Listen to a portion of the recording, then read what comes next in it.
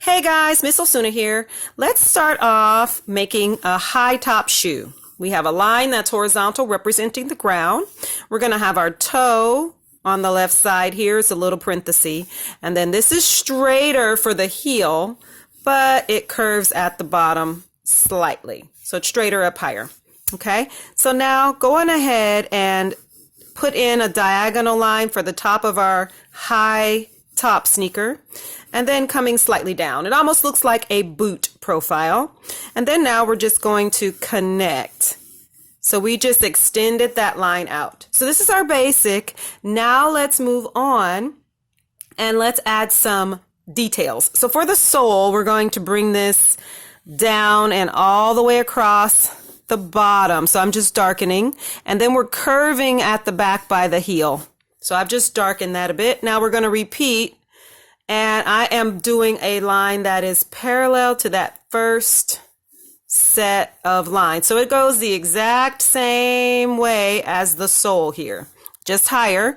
And now here, as I get toward the heel, I'm going to come up so that there's more rubber on the back of the heel. And that is our sole. Now let's just add in some details. And of course, sneakers come in tons and tons of different styles. So here I have a smile shape. It's at the toe, pretty close on the top, then it's wider down below. So that gives me a nice detail right there. Sometimes you'll see that type of detail. Let's put in a line that's parallel to our spot where we enter our foot into the shoe. And then we're going to come down and then curve. So that's another detail that you might see. It just depends on what kind of shoe you personally are creating. I'm going to go on ahead and round this off a little and then go upward. So I rounded that toe and darkened it just the tiniest bit right here.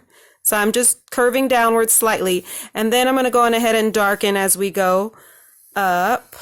And now let's add in yet another detail. And again, there's no right or wrong. You can have pretty much any kind of detail that you want for your fashion high tops. So I would say one thing that you might see very often, two lines here, and then we're going to round it off on those edges. That's a common thing that you might see, these types of details here. So I'm going to round that off a little to be consistent with the rounding of this edge here. And now we can just add whatever we want for our final lacing details. Sometimes you might see a second line down here, and then it comes across, and then you would see the laces happening there. So that's one option. Again, that was going parallel to the outer edge. So coming straight down, and then it rounds off, and then you would just have your laces. So that's one detail that you might decide to see. And the laces in this case, you would have two lines. Just make sure they round off on the left and right edge, and as many laces as you see fit. So when you're rounding this off, it's just a tiny bit higher than that actual outer edge, as you can see. And then space them fairly evenly. And as you move on, you will notice that this particular type of sneaker can also have stitching. So I'm just going to go on ahead and finish up maybe another. And again, the lacing number is just really going to depend on you and what your preference is, but these are all just basic details. So I'm going to finish this off with some stitches. So I'm switching to the mechanical pencil.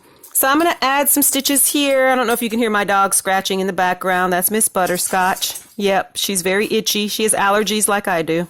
She's truly my dog. But anyway, moving right along, this stitching is just a choice. It's not a right or wrong type of a thing. I would maybe add some here as well, just for the sake of fashion, pretty much. And it can be in a contrast thread if you so choose. Okay, so this is just to get your creative juices flowing as to how you can create some sneakers, some high tops, some athletic footwear, etc. All right, that's it for now, and I will see you in the next video.